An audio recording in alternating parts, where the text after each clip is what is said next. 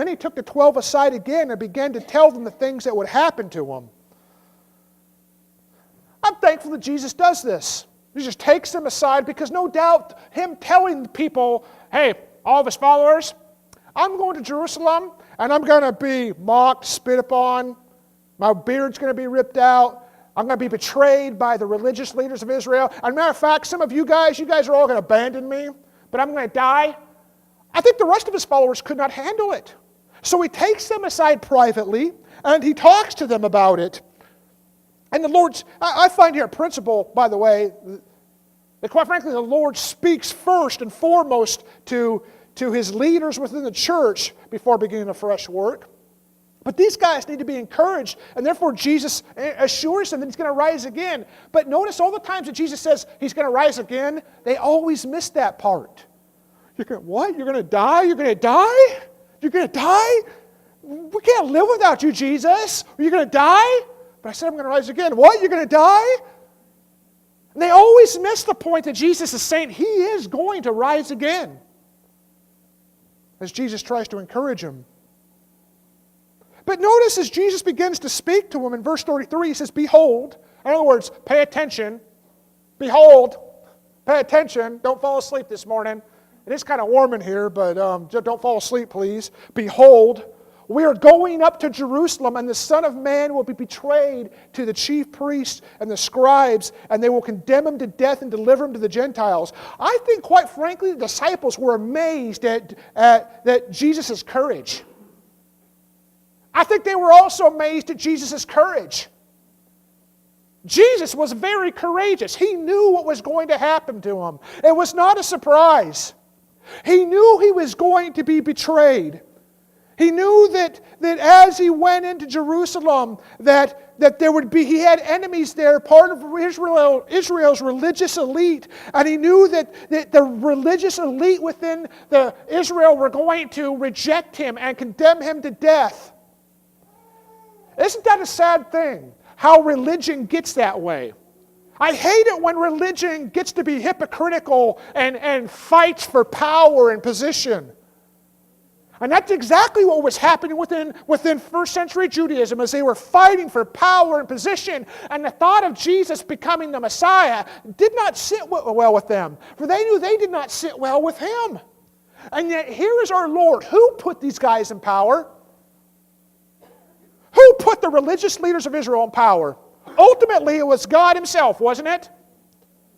Ultimately, God gave them the instruction to do what they do. And they sit there, and the scribes were those who would actually make copies of the Old Testament, and they were very detailed in how they did it, and they were very precise. So precise that if they made one mistake, they threw out a whole manuscript. They read the Old Testament, they knew these things, and yet they were the ones who were going to betray him. See, Jesus knew what it felt like to be betrayed, didn't he? Jesus knew what it felt like to be betrayed, just like some of us do, don't we? I would venture to say that everyone in this room here today could say, I know what it's like to be betrayed by someone who was close to me.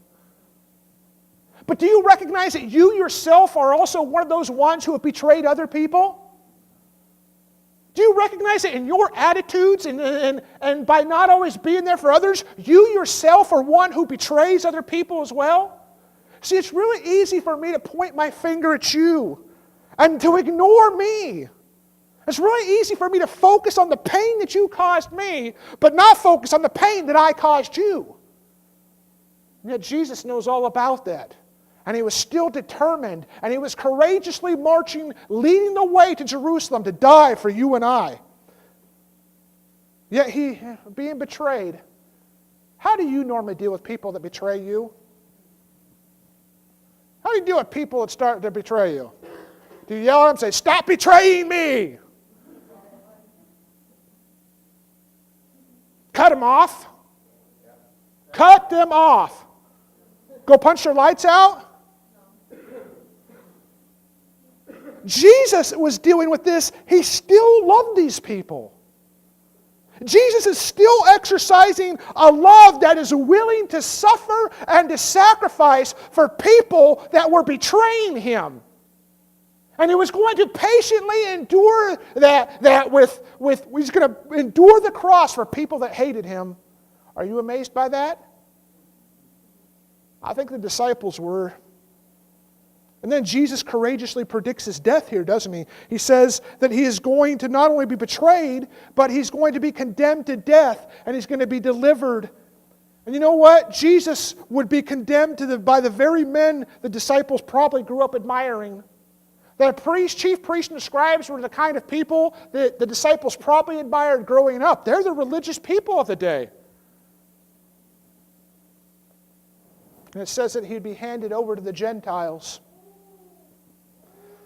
You know, the Gentiles actually were known for their torture and death. Jews actually had a few forms of capital punishment. And in my research, the most torturous form of capital punishment for the Jew to execute on someone else was stoning. They would gather them and they would throw rocks at them until they died. Now that would hurt and that would be torturous to an extent. I would said earlier actually that I wouldn't mind. I'd rather have someone take a big rock. I like to think these things through and just get a big rock and just drop it on me so I could just be done, right? But that was the most torturous form of death for the Jew. I mean, they did have whippings that would happen in certain instances with a leather whip. But the Gentiles came along and learned how to use torture. As a matter of fact, the Romans who were in charge in this day perfected something that they had learned from the Assyrians called crucifixion. The Assyrians invented crucifixion, and they weren't known for their torture, but the Romans came along and said, we can torture them more. And yet Jesus was predicting his death, and he could face his fear courageously. Why? Because he trusted his Father.